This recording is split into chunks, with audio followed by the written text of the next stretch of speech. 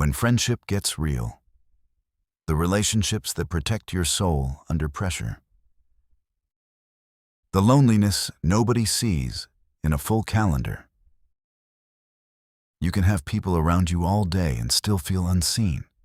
Leadership does that. It turns your name into a signal. It makes your phone a doorway. It trains people to come to you for answers, access, and momentum. Even good people can start relating to what you can do for them instead of who you are when the room goes quiet. Proverbs 18:24 puts language to what many faith-based leaders feel, but rarely admit. Some connections look like friendship until the pressure rises. Then they evaporate. You already know that truth. What matters is whether you will let it reshape how you choose closeness. A crowd can applaud your success, but only a true friend guards your soul. When you ignore this, it shows up slowly. You start editing your honesty. You keep conversations productive and polished because vulnerability feels expensive. You stop sharing what you are really carrying. Then you tell yourself you are fine because work is moving forward. Success can be loud while your heart gets quiet. Proximity is easy. Loyalty is built.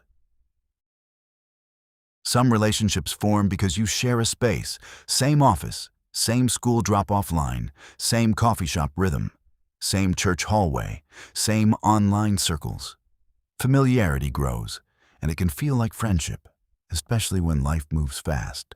But repeated contact does not equal dependable care. A steady friend does not just laugh with you. They stay curious about you. They notice your tone. They ask how you are treating your spouse, your kids, your team. They catch the moment when your confidence turns into control. They say, "Hey, you are not yourself." And they do not leave when you get defensive.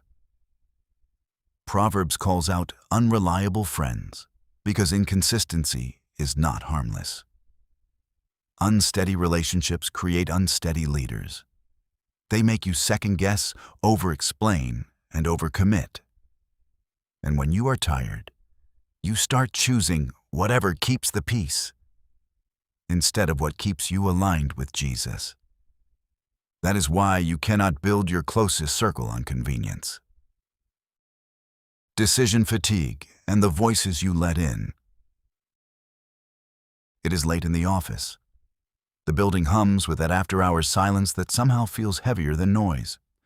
Your desk holds a legal pad filled with crossed-out options, a calendar with too many meetings, and a phone that keeps lighting up with quick questions from people who want certainty right now.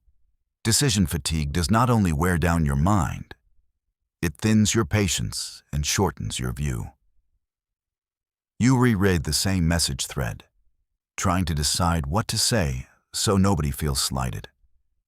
You think about the team member who needs direction, the client who wants guarantees, and the budget that refuses to stretch. You want to make the right call, but you also want to be done.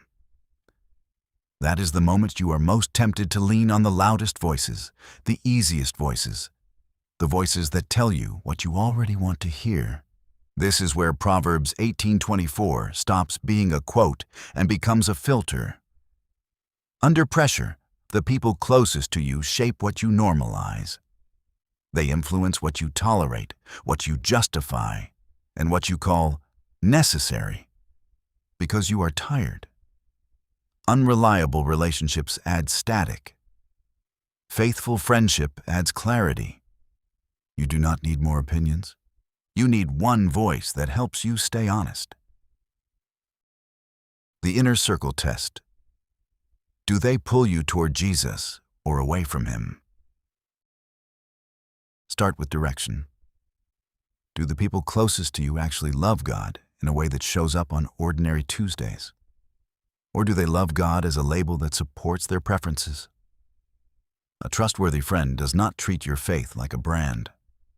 They help you stay tender when your leadership role wants to make you hard. Next, Watch what happens when things get uncomfortable. Real friendship gets measured in correction, confession, and messy conversations, not in shared laughs and good seasons. When you need to admit you handled something wrong, can they stay steady? When you need to hear a hard truth, can they deliver it without trying to shame you? Then look for selflessness that has skin on it. Jesus defined love with sacrifice, and most sacrifice looks normal up close. It looks like making time when it is inconvenient. It looks like asking questions when they would rather talk about themselves. It looks like checking on you after a tough meeting because they can hear it in your voice. Do not miss this. This verse is not just about finding better friends. It is also about refusing to turn people into your source of security. Even the best human friend will disappoint you sometimes. That does not make them unsafe. It makes them human. Jesus does not drift with your results. He does not show up only when you are impressive. He stays close when you feel ashamed, distracted, or numb. He is not fragile around your weakness. He meets you there, and he walks you back into the light. Being the friend you keep praying for. Now look in the mirror without flinching. Before you ask God for faithful friends, ask God to make you faithful. If you want people who tell you the truth, practice receiving truth without punishing the person who brought it. If you want friends who stay when life gets heavy, stop disappearing when someone else needs more than a surface-level reply. Friendship does not form by accident. It forms through repeated choices. That is why today's metaphor is construction. Because deep friendship is a structure. It needs a foundation. It needs load-bearing supports. It needs inspections. It needs repair. You cannot rush it, and you cannot fake it. Foundation work looks like consistency. It looks like doing what you said you would do. It looks like checking in when you do not need anything. It looks like apologizing quickly when you cut someone with your stress.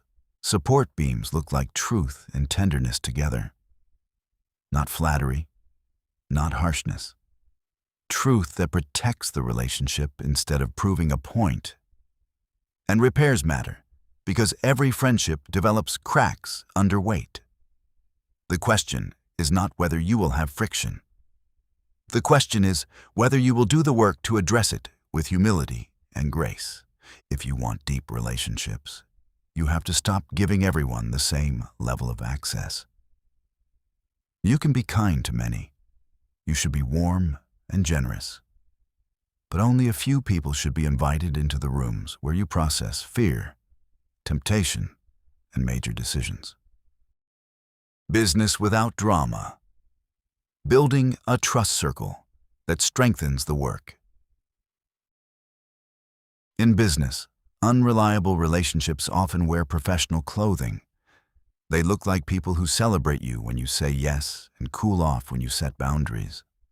They look like friends who love your vision as long as it benefits them.